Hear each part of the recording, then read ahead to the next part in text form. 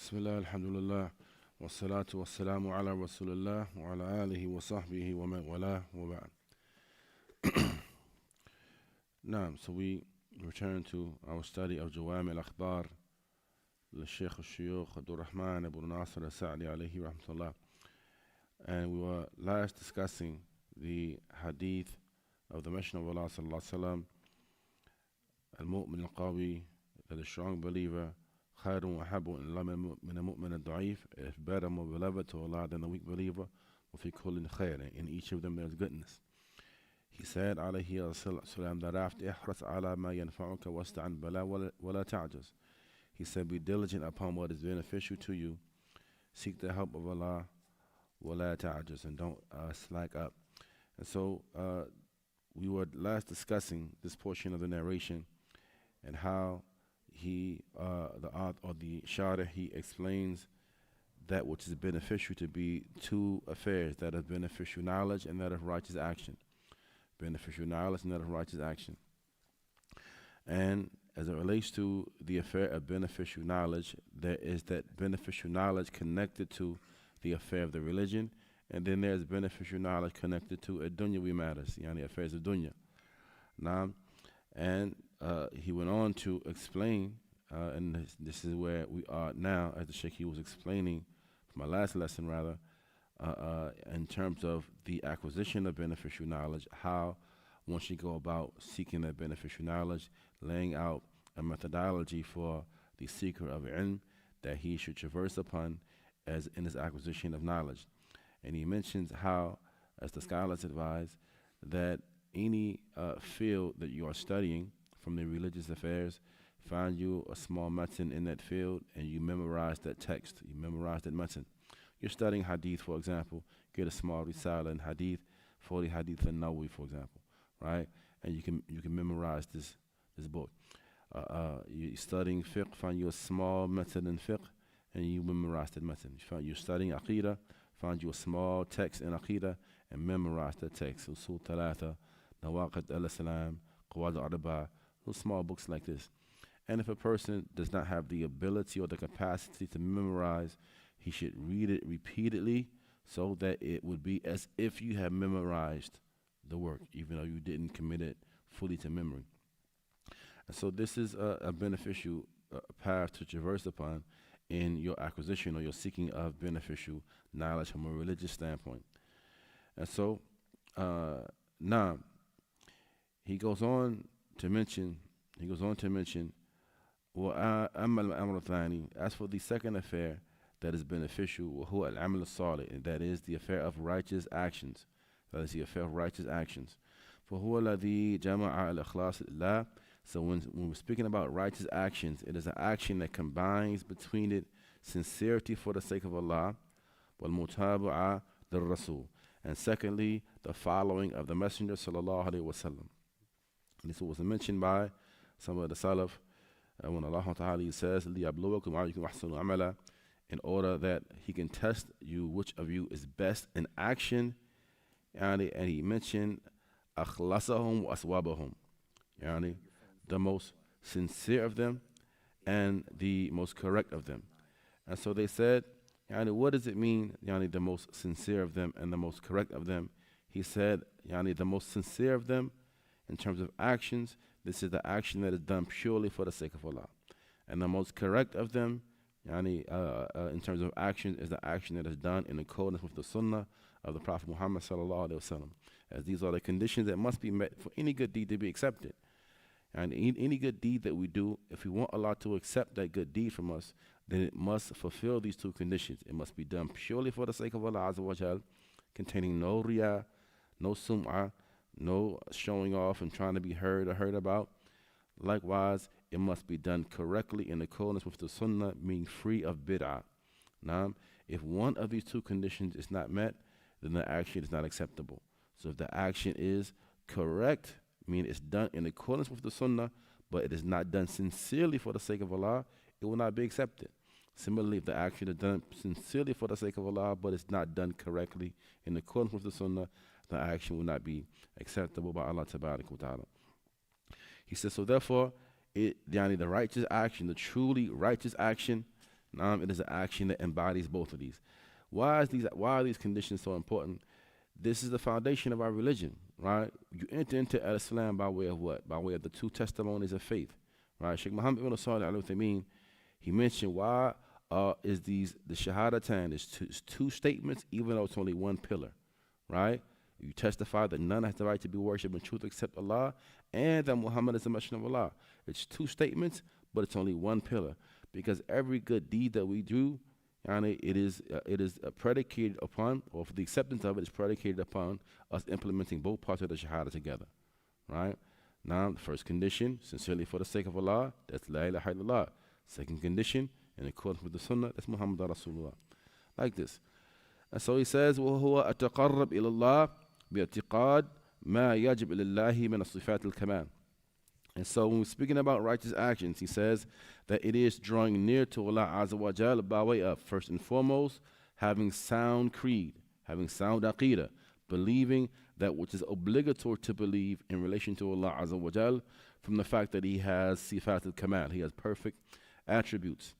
وَمَا يَسْتَحِقُّهُ عَلَى عِبَادِهِ مِنْ الْعُبُودِيَّةِ, and likewise that which Allah Ta'ala has the right to from his servants, from servitude, from them serving him and being slaves of his, وَتَنْزِيهُهُ عَمَّا لَا يَلِيقُ بِجَلَالِهِ, and absolving Allah from those things that are not befitting of his majesty and his glory. Those things that Allah Azza wa Jal has negated from himself. So when we're speaking about the sifat of Allah Azza wa Jal, and all of his sifat are sifat al-kamal, they are sifat of perfection.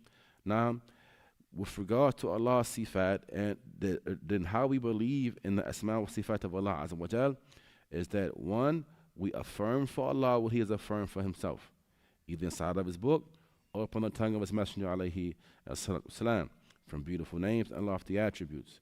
We don't make up things about Allah Azza wa Jal. We don't make up names for him.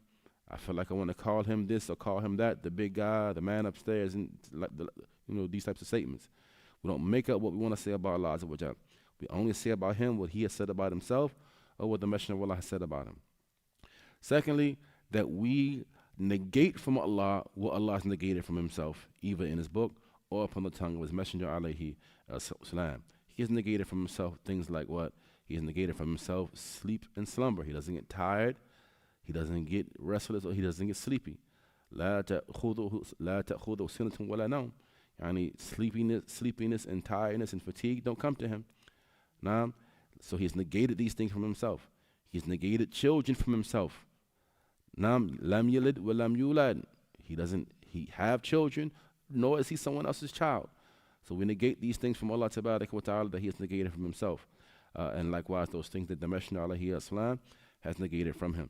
Allah has negated oppression from himself. Inni haramtu dhulma ala nafsi wa haramtuhu baynakum fala tadhalamu. I made oppression forbidden for myself, and I made it likewise forbidden for you, so don't oppress each other. And like this, so we negate from Allah Ta'ala that which he has negated from himself. This is what he means. Negating from Allah, absolving Allah of those things that are not befitting of him subhanahu wa ta'ala. وتصديقه وتصديق رسوله عليه السلام في كل خبر أخبر به عما مضى وعما يستقبل عن الرسل, and likewise believing in Allah Tabaraka wa Ta'ala and believing in the Messenger alayhi salam and the reports which they have transmitted regarding those things that have passed. These stories of the previous nations, the previous prophets, and so on and so forth. And likewise that which they have informed with regarding what will take place in the future. Signs before the day of judgment, the events of the day of judgment itself, description of paradise, description of hellfire, and the likes of these things that are from the unseen. What reaches us from Allah and his messenger, then from good manners, is that we affirm these things. As long as of course, as it relates to the Quran, okay, that goes without question. The ahadith that come, the condition is that the hadith is authentic. As long as the narration is authentic, then we accept it and we believe in it. Now, likewise, that which is connected to the books of Allah and his angels and the affairs of the akhirah, paradise and the fire, wa thawab wal iqab, the reward and the punishment, and other than that. ثم يسعى في أداء ما فرضه الله على عباده. Thereafter, from righteous actions is that the servant strives to fulfill that which Allah has obligated upon his servants. خصوصا عفوا من حقوق الله, first and foremost from the rights of Allah, that of ibadah, worshiping Allah Ta'ala alone, not associating anything as a partner with Him. And then you have the rights of the creation in their various classes and categories. Of the most emphasized rights after the right of Allah Ta'ala is the right of the parents, the rights of your mother and your father. Even if they may be disbelievers, they still have rights. And their rights are enormous. And then you have the rights of the neighbors, the rights of the spouses, the rights of the children, rights of your brothers, and so on and so forth, rights of animals, and like this, the rights of the creation in general. Now, he says, وَيُكَمِّلُ ذَلِكَ بِالنَّوَافِلِ وَالتَّطَوُّعَاتِ. And then one makes all of these things, up to this point, he mentions the obligations, the rights of Allah and the rights of people. These are obligations that we're going to be questioned about. But after that, you make all of those things complete by way of doing and enacting the supererogatory act of worship and the optional deeds. Now, optional sadaqah, optional prayers, optional fasting, optional pilgrimage, like Umrah and the likes of this. Now, خصوصا المؤكدة في أوقاتها, especially those things that have specific time frames in which they need to be done. Fasting Yawm Ashura, it can only be done on that day, right? Fasting 6 days of Shawwal, excuse me, can only be done in the month of Shawwal. And like this, he says that musta'een billah, and all the while in all of these things, musta'een billah, you are seeking the help of Allah. And this is the other part that's mentioned in the narration. Now, ihras ala ma yanfa'uka, be diligent upon what is beneficial to you. Wasta'in billah, and seek Allah's aid, seek Allah's help in doing it. You can't do it by yourself. We are all in need of Allah Tabarak wa Ta'ala. Just to worship Allah, we need Allah to give us the ability to even worship Him. Now, and so he says, musta'in billah ala fi'liha, seeking Allah's aid in the fulfillment of that. Wala tahqiqiha wa takmiliha, and in their actualization and in their completion. Wa fi'luha ala wajh al-ikhlas alladhi la yashubuhu qara' min al-aqrad al-nafsiyya. And doing these things in a sincere way, not seeking something from the affairs of the dunya or something from the affairs of personal aspirations and goals from doing your acts of worship. Now, and this is the reality of ibadah, as some of the Salaf, they would say, that one is the worship of the slave, right? And one is the worship of the merchant. And the other is the worship of a free person.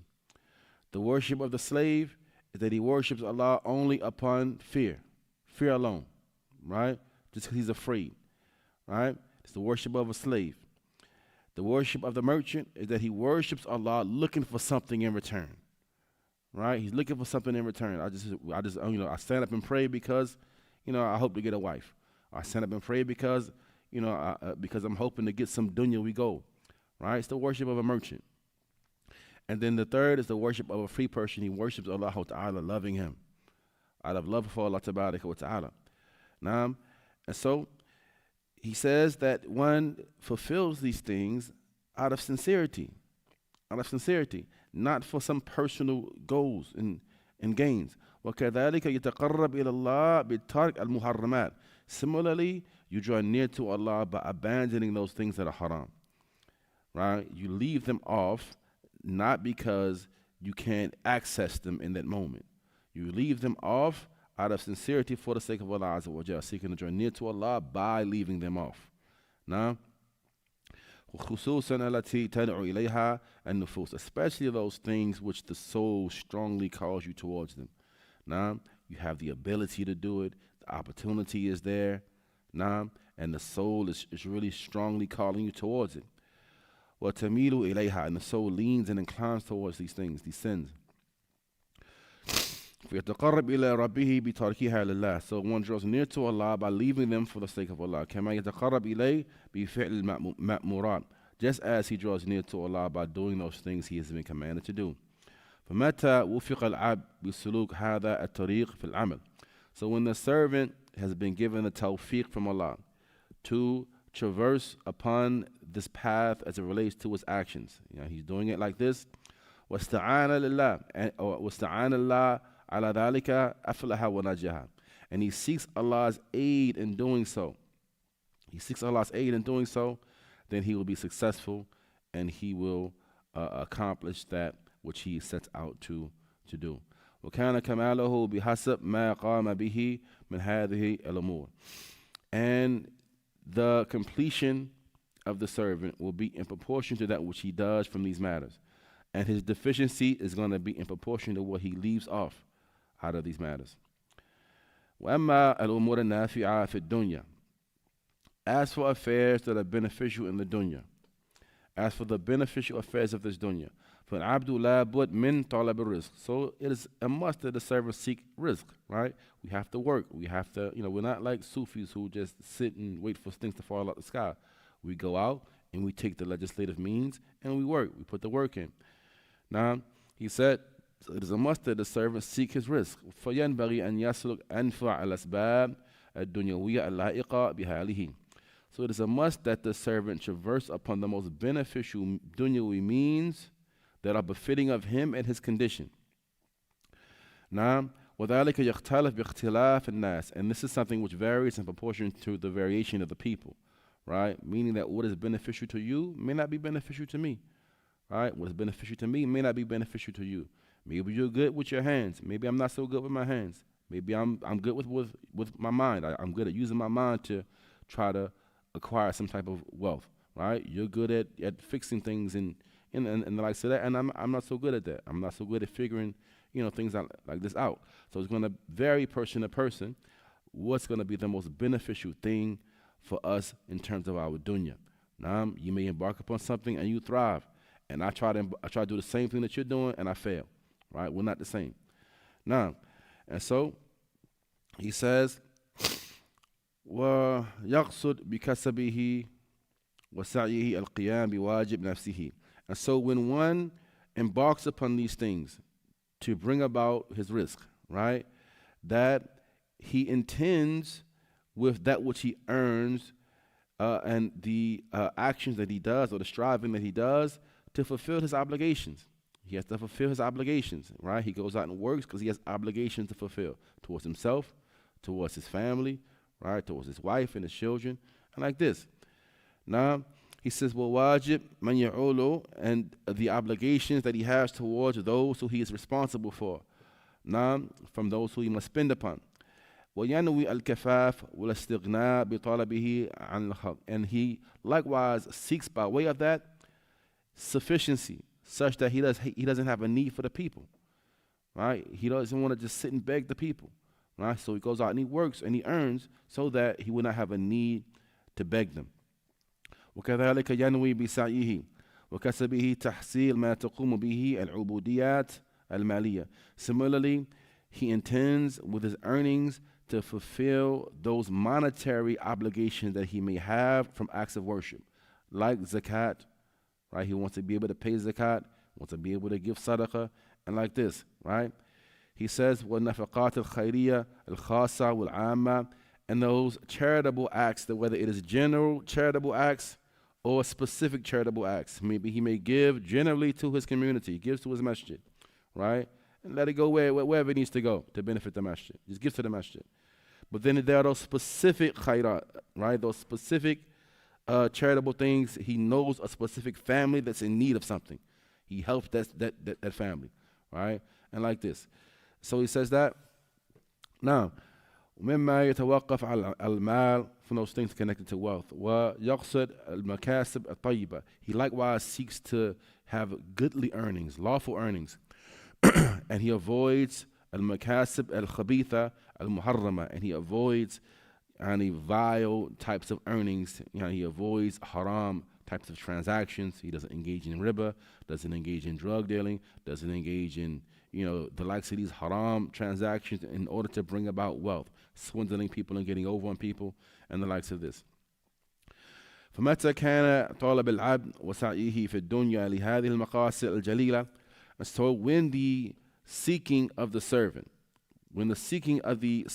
and his efforts in the dunya, they are based upon these lofty goals and objectives. وَسَلَكَ أَنْفَعْ طَرِيقٍ يَرَاهُ مُنَاسِبًا لِحَالِهِ, and he traverses upon the most beneficial path that he sees appropriate for his condition. كَانَتْ حَرَكَاتِهِ وَسَعْيُهُ, then his movements and his efforts in this regard will become acts of worship, acts of nearness to Allah Tabaraka wa Ta'ala. Now, many narrations, they come and they establish this to the point that it's mentioned that the morsel of food that you put in the mouth of your wife, you get an ajr for that. You get an ajr for that. It's just a means of nearness to Allah Tabaraka wa Ta'ala. Now, and from the completion of this is that the servant, he does not merely rely upon his own efforts. You don't merely rely upon your own strength and your own work and your own intelligence and the likes of this, your own knowledge and your own proficiency and knowing the means that will bring this about, right? You have to know, you have to understand that you can't do anything without Allah Azza wa Jal. And nothing is going to happen for you except that which Allah Ta'ala has decreed for you.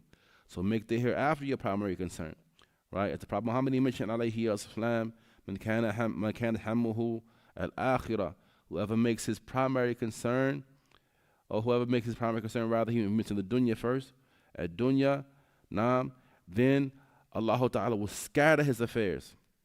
He will place poverty right before his eyes, and nothing's going to come to you from the dunya except what's written for you anyway. That's all you're going to get, what's supposed to come for you anyway. But whoever makes the hereafter his primary concern, Allah will bring everything together for you, right? He sets your life in order. Everything will be in order. And the dunya is going to come to you even if it don't want to. Even if the dunya try to run away from you, it's going to come right to you.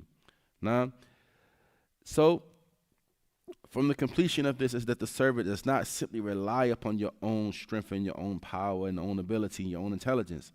All right? You know that you can't do anything without Allah Azza wa Jal. بَلْ يَسْتَعِينُ بِرَبِّهِ. You must seek the help of your Lord. مُتَوَكِّلًا عَلَيْهِ. Placing your trust and reliance upon Him. رَاجِيًا مِنْهُ أَنْ يُيَسِّرُهُ لِأَيْسَرِ الْأُمُورِ وَأَنْجَحَهَا. And you are hoping from Allah Tabarak wa Ta'ala, He facilitates for you the simplest of affairs and the most successful of affairs. وَقْرَبُهَا تَحْسِينًا لِمُرَادِهِ.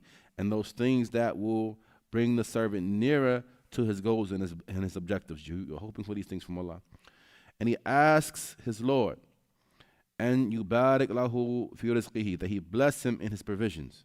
You're asking Allah to bless you in provisions. For awul baraka rizq, for the first blessing that can come in our rizq, and yakun mu'assisan ala taqwa, is that our rizq, it can be built and predicated upon taqwa and niyyah salihah, and a righteous intention.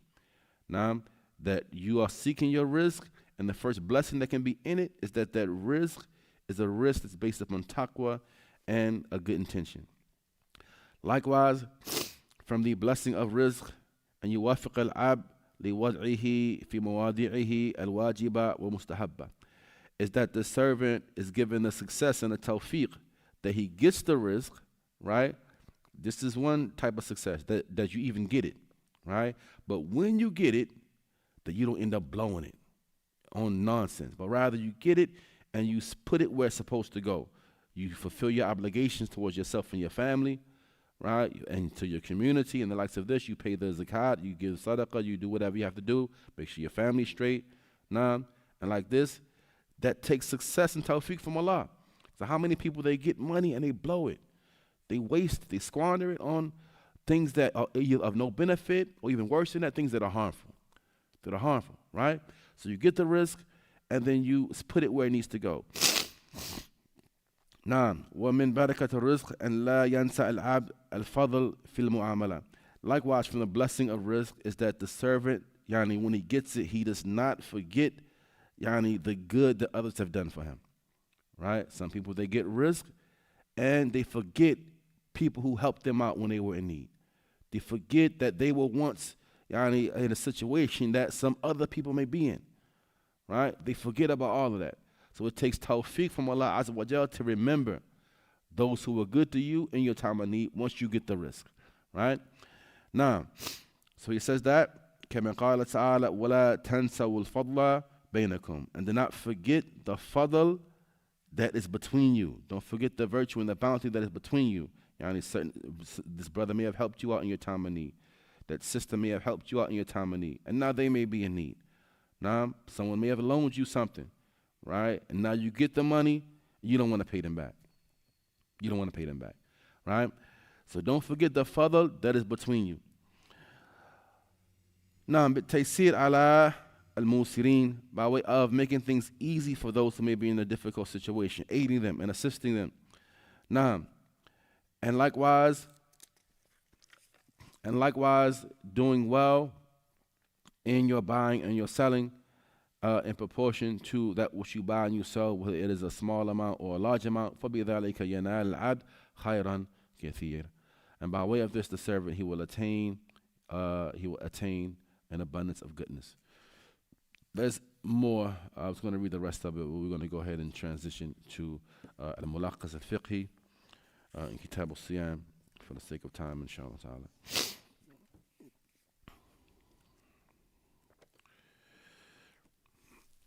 Now,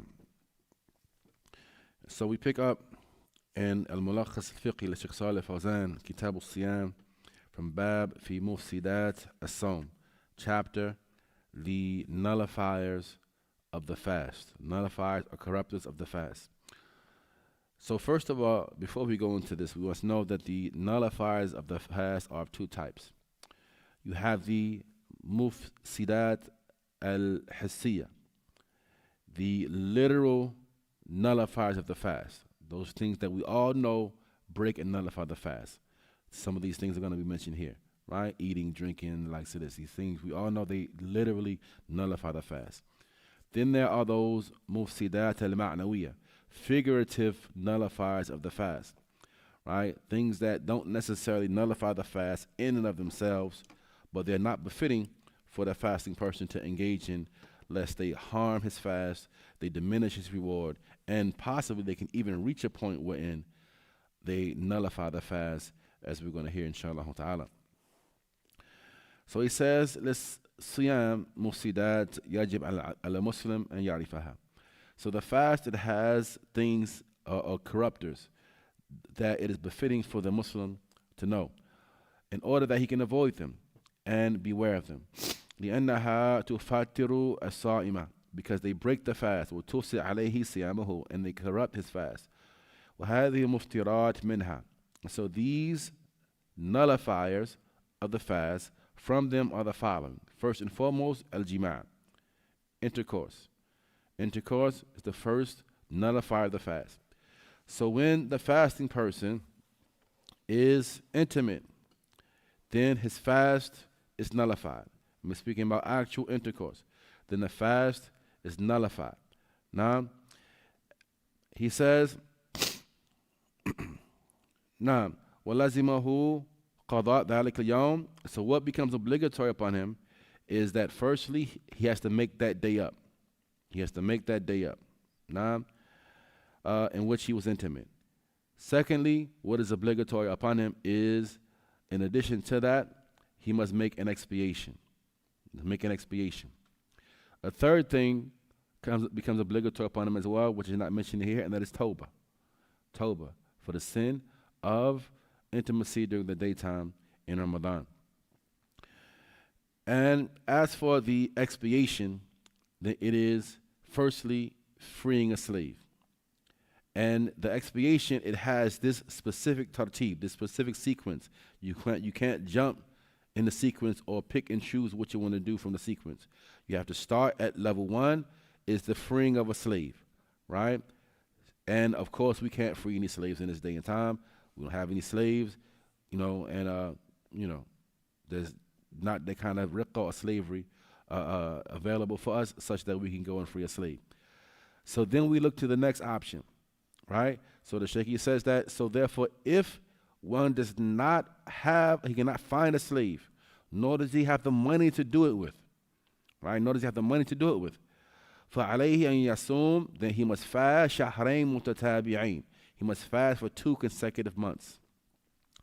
And that is 2 consecutive months without breaking it, unless one has a legislative reason to break the fast, such as For example, if she was complicit,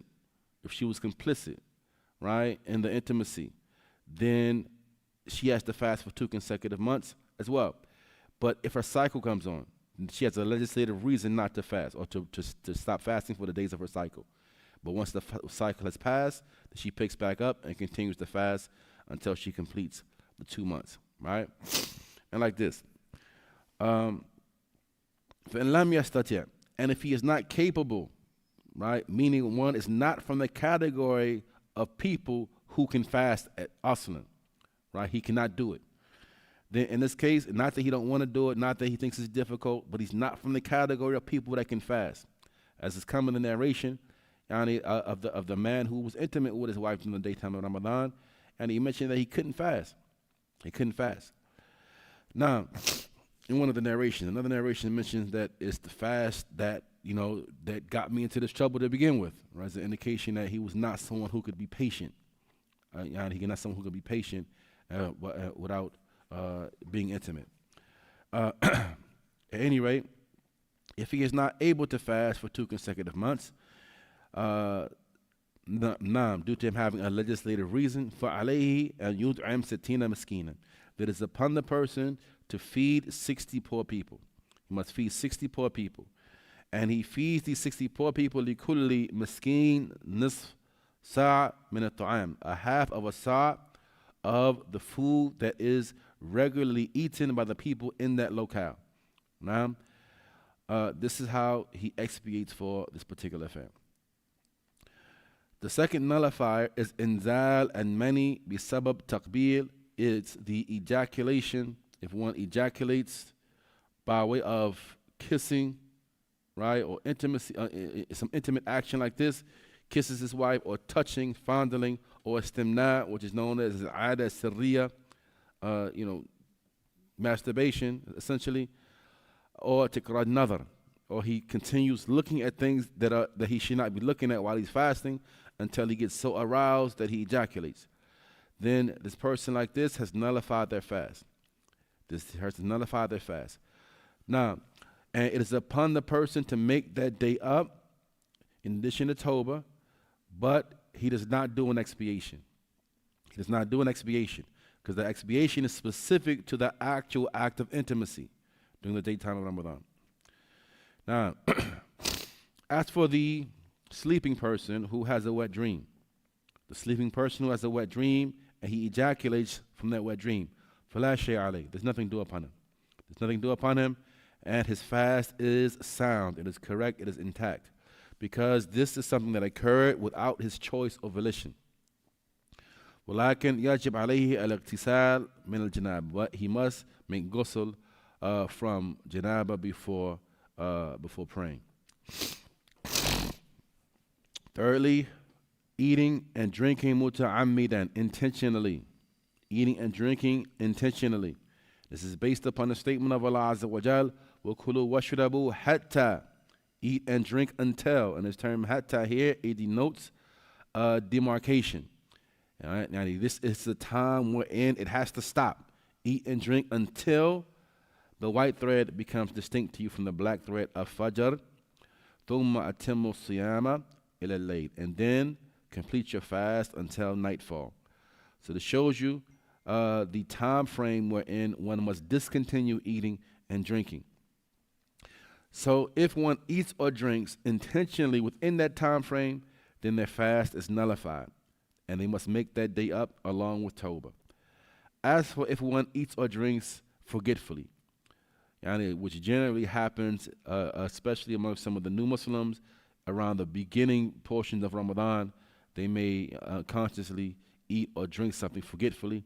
And like this, then this has no effect upon their fast. But as soon as they remember, they must discontinue. They must spit out whatever is in their mouth and discontinue eating and drinking and complete their fast until nightfall.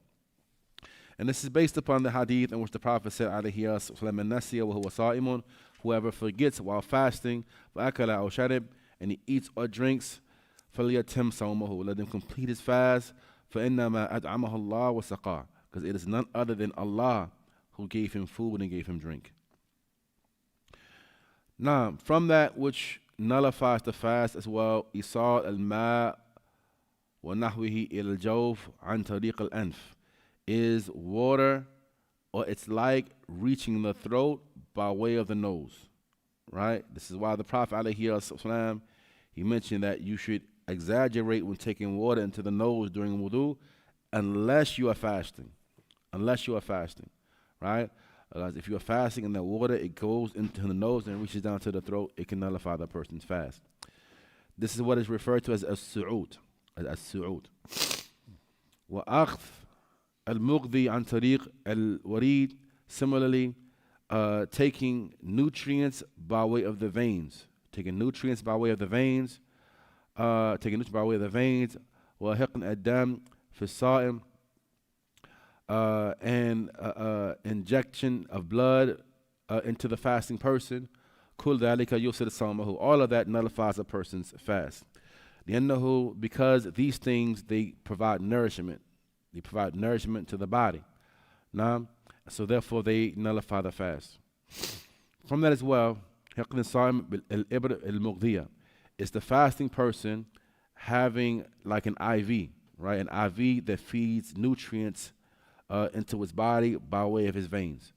Now, this is something which nullifies the fast as well, because it stands in the place of food. It is similar to food. وَذَلِكَ يُفْسِدُ الصِّيَامِ, and this nullifies the fast. As for injections that are not nourishing, they're not nutrients type of injections, then it is proper and befitting, it is better for the fasting person to avoid them in order to safeguard his fast, due to the statement of the Prophet ﷺ, "Da' ma yuribuka lima la yuribuk." Leave what makes you doubt for that which doesn't make you doubt. And he should delay these types of injections until after the sun is set. Fourthly, he mentioned إخراج الدم من البدن بحجامة أو الفصد أو سحب دم ليتبرع به لإسعاف مريض فيفطر بذلك كله. He mentions, as the Shaykh, he mentions here that his viewpoint, and this is the Shaykh's viewpoint, and it's the viewpoint of the Hanabila, reality, that the extraction of blood from the body by way of hijama or cupping, likewise by way of fazd, which is bloodletting, right? Bloodletting is different from cupping, and there's a distinction. It has to be made so that the people are aware. Cupping, it extracts blood from the body through the skin. Bloodletting is more invasive, right? The intent is to extract blood from the veins or from the arteries within the body. Hijama is not as invasive, right? We just take blood from the skin. That's why the distinction is there. Now, Ibn Qayyim mentioned that hijama is more effective for ailments that are not as deep-rooted, but for more deep-rooted ailments, then fast or bloodletting is more effective for these types of ailments. Whatever the case, the Shaykh is mentioning here this as being amongst the nullifiers of the fast, right? The extraction of blood by hijama or by way of fast, or taking blood out in order to donate blood for a sick person and the likes of this. These things nullify the fast according to Shaykh Salih Fawzan. This viewpoint is the viewpoint of the Hanabila, right, of the Hanbalis. And it is amongst the things in which Imam Ahmed alayhi rahmatullah is alone, from the mufradat of Imam Ahmed, right? Imam Ahmed, he's alone in this issue, and he's in opposition to the other three Imams, Imam Abu Hanifa, Imam Malik, Imam Shafi'i. They all differ with him. The viewpoint of the majority of the ulama is that hijama and it's like whatever similar to it does not break the fast, right? And there are many narrations that indicate this. Amongst the evidences, right? Well, we'll discuss the first set of evidences for the first set of scholars. The first set of scholars who say that it does, meaning Imam Ahmed and those who follow his viewpoint, they use as evidence narrations like that of Al-Thawban, in which he mentioned that the Messenger of Allah was walking through Al-Baqi' and he saw a man being cupped. And he said, after al-Sa'im, after al-Sa'im, after al-Hajim wal-Mahjum, excuse me, that the one being cupped and the cupper have both broken their fast. Right? The one being cupped and the cupper have both broken their fast. Right? This is their proof and the evidence in which they rely upon.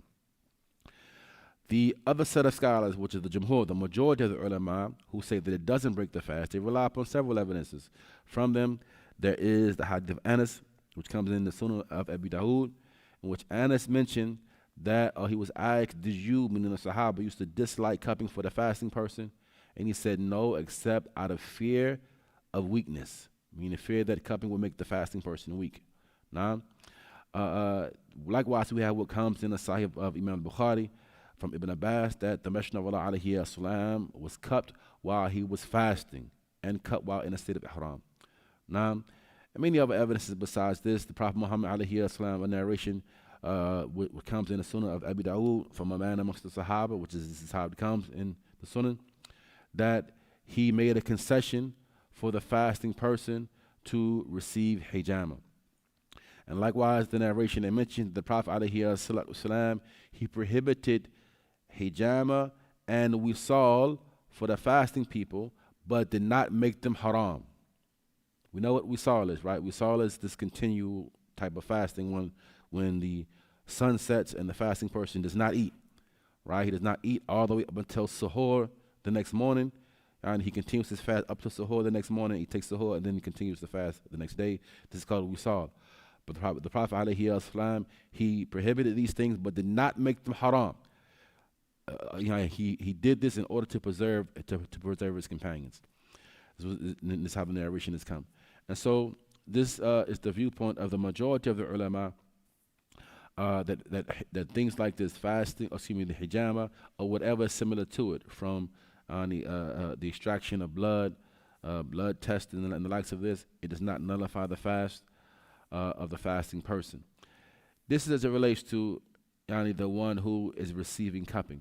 What about the one that's doing the cupping? Because the Prophet Muhammad said in the other hadith of Tawban, both the cupper and the one that's being cupped broke their fast, right? If we establish that the one who is being cupped has not broken his fast, if he feels strong enough to do it, or she feels strong enough to take it, then they can get hijama while they're fasting, and it's no problem whatsoever. Again, the Prophet was cupped while he was fasting. Some try to say that, okay, he was cupped while he was fasting, but that was a optional fast and not an obligatory fast. But there's nothing in the narration of Ibn Abbas to indicate whether the fast was obligatory or not, right? We know that he was cupped while he was fasting. Khalas.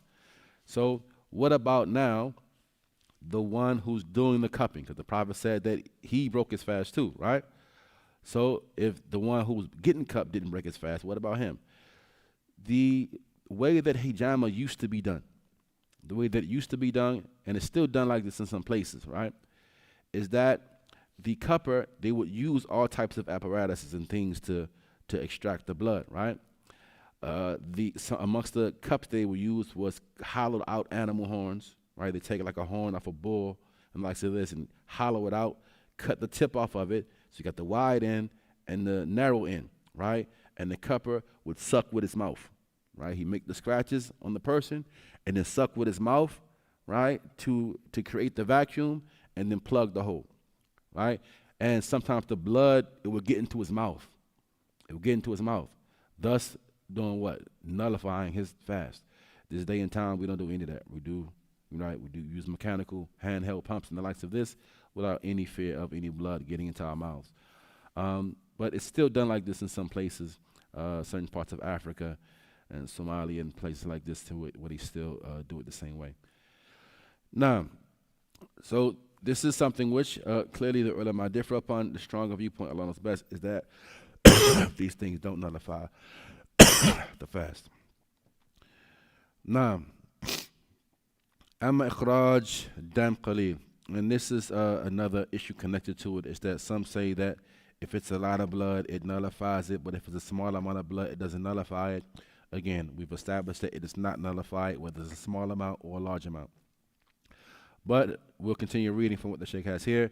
If it's a small amount of blood that comes out, like a person gets a scratch or a wound, it does not have an effect upon his fast. كذا خروج الدم بغير اختياره. Similarly, the blood coming without any choice of his own, like a nosebleed, or he gets his tooth pulled and blood comes out along with it, then these things don't have an effect upon the fast. Fifthly, وَمِن مُفْتِرَات, from the nullifies of the fast is intentional vomiting. Intentional vomiting or تقيؤ. هو استخراج ما في المعدة من طعام أو شراب عن طريق الفم متعمدا. That is the extraction of whatever is in the stomach from food and drink by way of the mouth, muta'ammidan, meaning on purpose. And one intentionally makes himself vomit. This nullifies the fast of the fasting person. As for if a person just gets sick and throws up, if he just gets sick and throws up, then this does not have an effect upon his fast.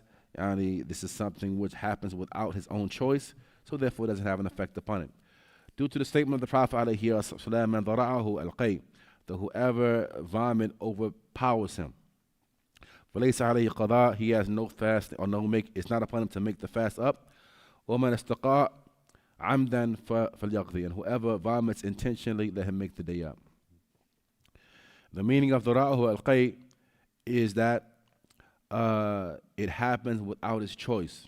And the meaning of istaqa'a is that he vomits intentionally.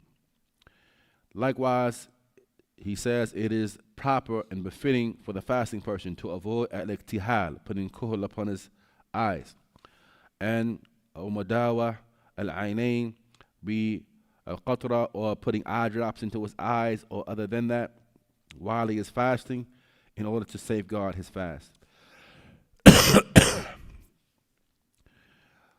Likewise, la yubalighu fil madmada wal istinshaq, one should not be excessive in gargling water with the mouth or taking water into the nose while fasting, because perhaps by way of this the water will reach his throat.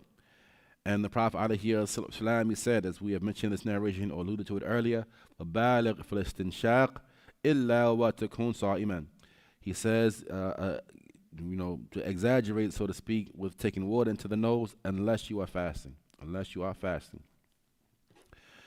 As it relates to this siwak, the siwak does not have a negative impact upon the fast. Rather, it is recommended. It's mustahab to use the siwak while you're fasting. Recommend to use the siwak while you are fasting.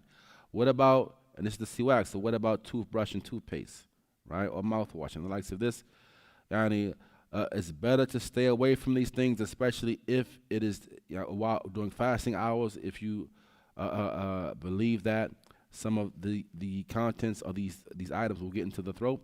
However, they are not haram. It's not haram or not prohibited or forbidden for you to brush your teeth with toothpaste and the likes while you are fasting. As for the siwak specifically, though, this is something which is recommended. It is recommended to do while one's fasting. And it doesn't matter if it's in the earlier part of the day or the latter part of the day, because some of the scholars say you can do it in the earlier part of the day, but not the latter part of the day. Sheikh Salih says it doesn't matter, beginning of the day or the end of the day, based upon the stronger statement. لو طار إلى حلقه غبار أو ذباب فلم يؤثر على صيامه. If something were to fly into his mouth and it reaches his throat, like a bug or some dust and the likes of this, then it has no effect upon one's fast. ويجب على الصائم اجتناب كذب وغيبة وشتم. It's proper or is obligatory for the fasting person to avoid, and this goes back to those muftirat al-ma'nawiyya we mentioned earlier, the figurative nullifiers, that the fasting person must avoid lying, right? Avoid lying whether you're fasting or whether you're not. But sins are such that certain things can intensify them, right? Just as certain things intensify the reward of certain good deeds, right? A good deed done in a particular time frame, a good deed done in a particular place, a good deed done by a particular person is superior to other than it. For example, time frame, person does a good deed in Ramadan, right? Sadaqah in Ramadan is the best sadaqah, right? A person does a good deed in a particular place, right? Prayer in Masjid al-Haram, for example, is 100,000 worth 100,000 prayers and other than it, right? Due to the place. Then you have a particular person who may do the deed and make the deed superior, right? Sadaqah given by a companion versus sadaqah given by one of us, right? Prophet Muhammad mentioned, don't revile my companions, If one of you were to spend gold equivalent to Mount Uhud, it will not be equivalent to a handful spent by one of them, not even half of that, right? Similarly are the evil deeds, right? Evil deeds done in a particular place, right? You do a sin in the Haram of Mecca or a sin inside the masjid, right? And like this, right, is greater in terms of the iniquity than a sin done outside of it, right?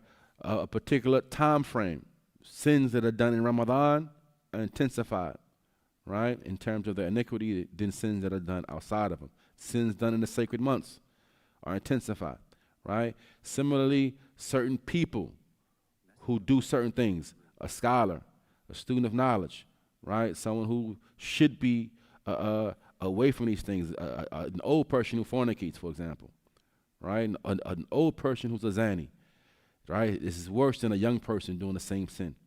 Now, and so these things should be avoided in all times: cursing, backbiting, lying, tale-carrying. But in Ramadan, they're worse, right? When you're fasting, it's worse. He says, so the fasting person, he must avoid lying, backbiting, and cursing. When sabahu ahadun or shatama, and if someone reviles him or curses him, فَيَقُلْ إِنِّي صَائِمٌ إِنِّي صَائِمٌ. Let him say, indeed I'm fasting, indeed I am fasting. The scholars say the first statement is to himself, right? To himself. So he reminds himself that he's fasting. So therefore, I'm not going to respond.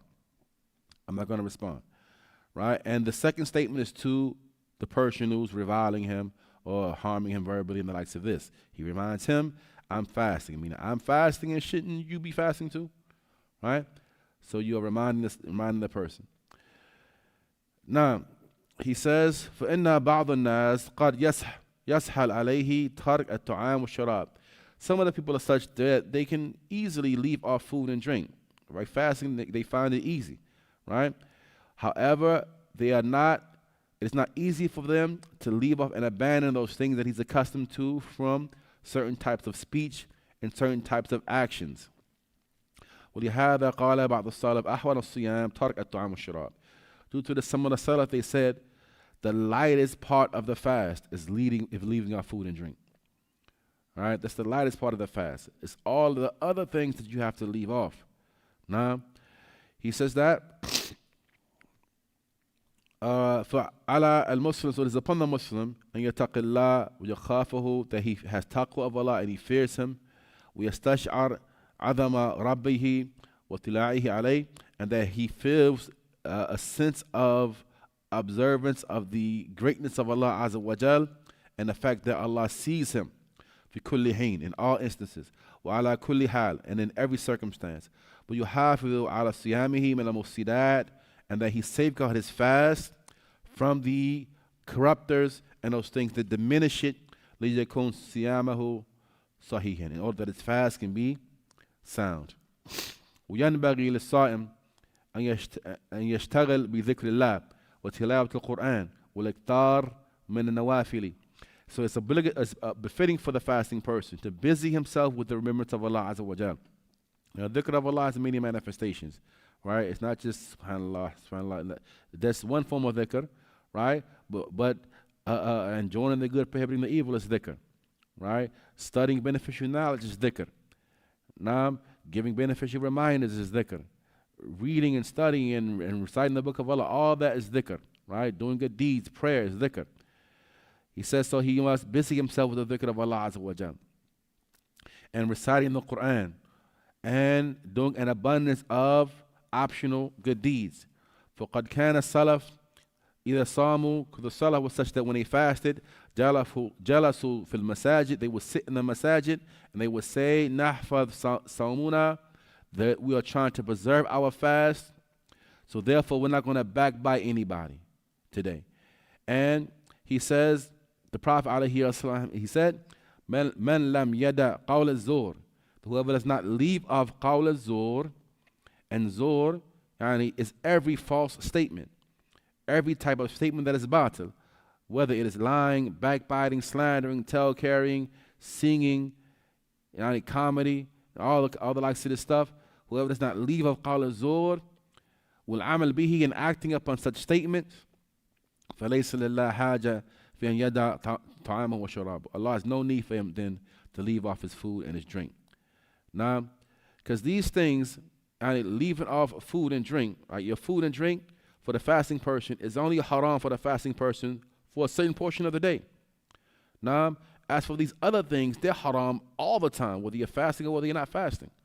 Now, so you must leave off these things. If whoever does not leave off those things, Allah, there's no need for you to leave off that which is only haram during a certain time. نعم وذلك لأنه لا يتم التقرب إلى الله تعالى بترك هذه الشهوات المباحة في غير حالة الصيام إلا بعد التقرب إليه بترك ما حرم الله عليه في كل حال من الكذب والظلم والعدوان على الناس في دمائهم وأموالهم وأراضيهم. He said, and this is because the nearness to Allah Azza wa Jalla is not actualized, it is not complete by way of leaving us these lawful and permissible desires that we have, right? These things are desires, but they're lawful desires. Food is a lawful desire. Drink, lawful. Lawful relations with your spouse. These are lawful things, right? Lawful desires that we have. So drawing near to Allah by way of leaving off these permissible things is not complete. Now, he says, unless or except after drawing near to him by way of abandoning those things that are haram in all times. In all times, in every instances. From lying, oppression of others, transgression against the people in terms of their blood and their wealth and their honor. روي عن أبي هريرة مرفوعا. It is reported from Abu Hurairah, and that which is attributed to the Prophet عليه الصلاة والسلام, الصائم في عبادة ما لم يغتب مسلما أو يؤذيه. That the fasting person is constantly in a state of worship as long as he does not backbite a Muslim or harm him. Anas, he mentioned, ما صام من ظل يأكل لحوم الناس. He says that any individual who eats the flesh of the people, he's not truly fasting. Meaning he's backbiting people and the likes of this, and he's not truly fasting. Now, فالصائم يترك أشياء كانت مباحة في غير حالة الصيام. So the fasting person, he leaves off those things that are permissible while he's not fasting, meaning food, drink, and the likes of that. So therefore, even more so, he will leave off those things that are not permissible in all situations and circumstances. ليكن في عداد الصائمين حقا, in order that he can be amongst the numbers of those people who are truly fasting for the sake of Allah Azza wa Jal. Now, we stop there بإذن الله تعالى. اللهم صل على سيدنا وصلى الله وسلم وبارك على نبينا محمد وعلى آله وصحبه أجمعين.